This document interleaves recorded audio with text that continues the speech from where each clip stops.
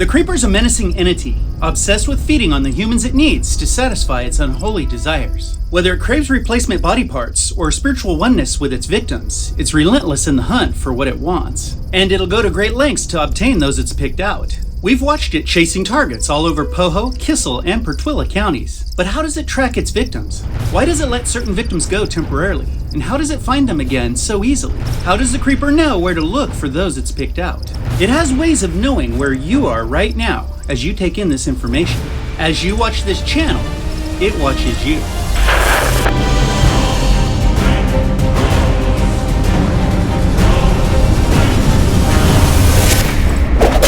Jeeperes Creepers was introduced to the world in 2001. We watched the lives of fictional people change forever.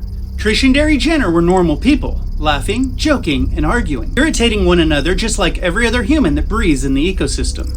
But one of them would only breathe for another 84 hours, give or take a few.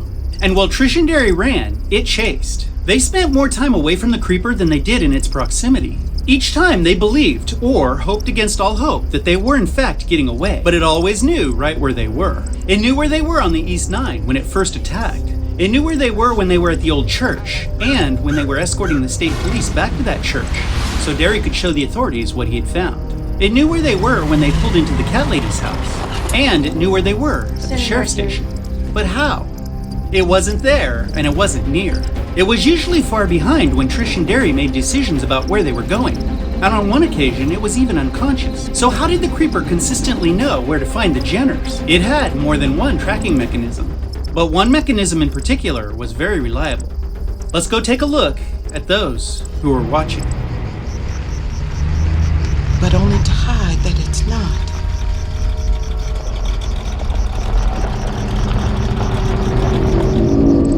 One thing's for sure, the Creeper's confident. It was watching Trish and Derry before we were.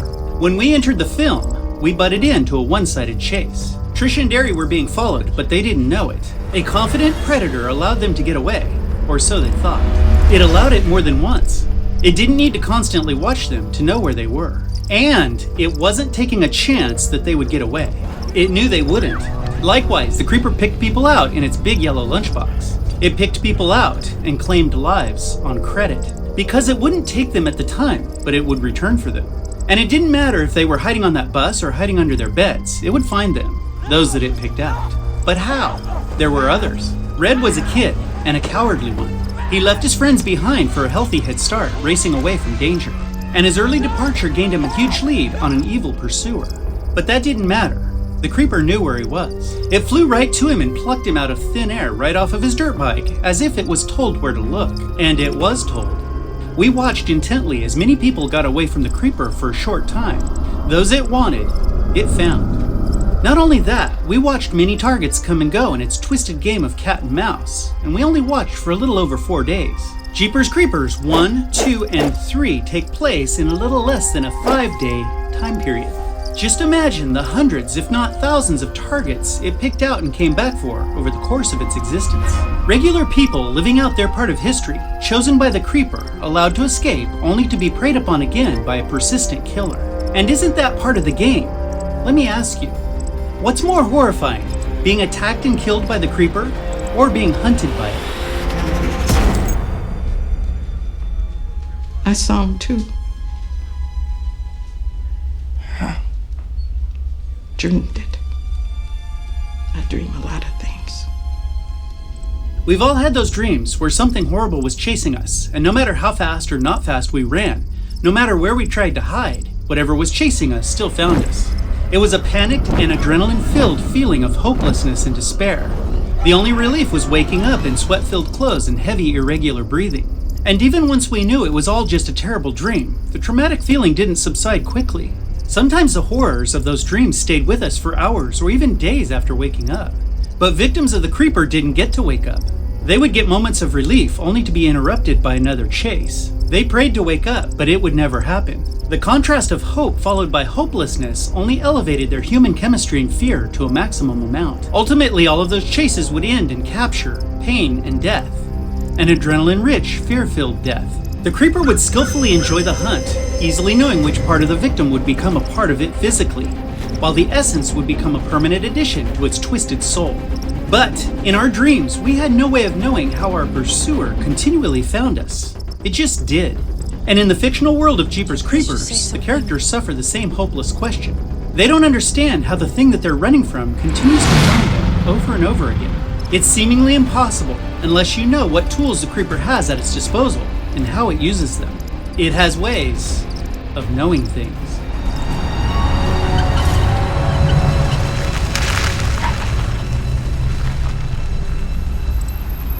The creeper is a cunning creature and a skilled hunter. It has resources, and it's very resourceful.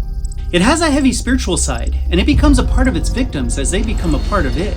It is possible it may have a connection to the spiritual realm, where information is more prevalent than it is in our dimension. It may have ways of seeing things we can't see, and it may have senses that we don't have. For example, maybe it can smell its targets for miles away. Or maybe, like Giselle, it can see the future, and it knows where its victims are going before they do. One commenter thought, because it has to go back into the ground for 23 years, that it might receive its victim's positioning because of some connection to the ground. But none of those abilities are known attributes of this creature. There is one resource, however, that we see frequently. Do you know what it is? Let's follow the creeper, as it follows Trish and Derry.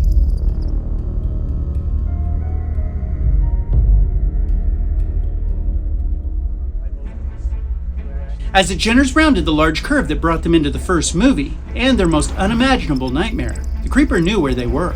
As they laughed, joked, and argued, the creeper watched.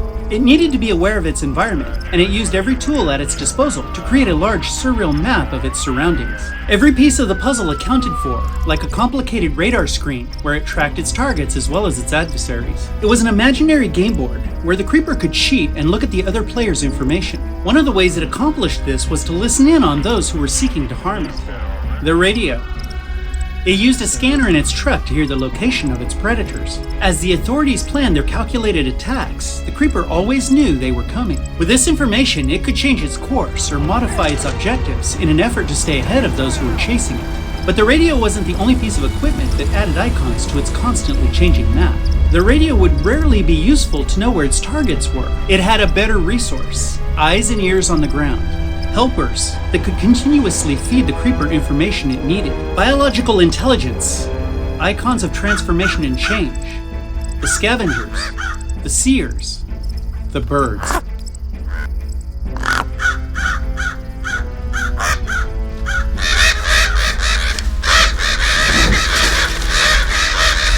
When the creeper traveled, so did the ravens and crows.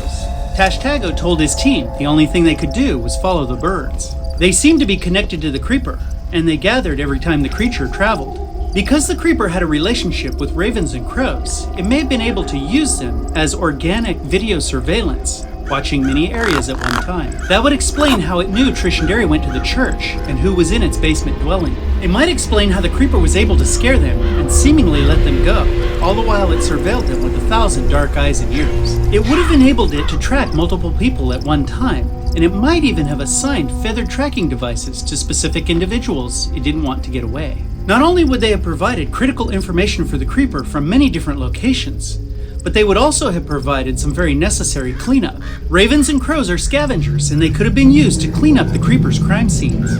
The birds were much more than an unsettling icon, causing a mysterious creature to be even more mysterious. They were just one of the many organic resources the creeper used to create a complicated and technical map of its environment. The map allowed it to make the most of its time and acquire as many of the things it desired as possible.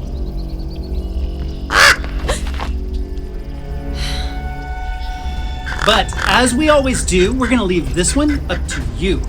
We want to hear from you. What do you think about the creeper's resources? And are the birds a good addition to its complicated method of hunting and causing fear? And make sure you look outside to see if any of the creeper's surveillance devices are watching your every move. Thanks for watching today. Drop kick the algorithm. Like, subscribe, share, comment.